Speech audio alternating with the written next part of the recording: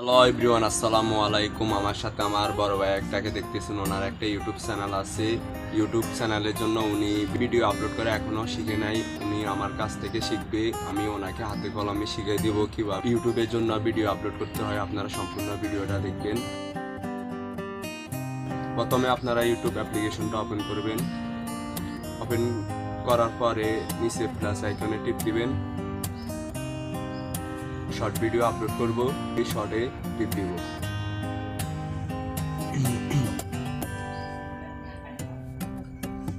একটু ওয়েট করতে হবে।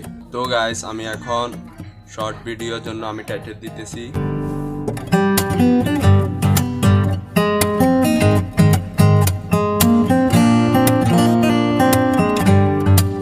ভিজিবিলিটি পাবলিক করা আছে। লোকেশন হচ্ছে আমাদের নোয়াখালী।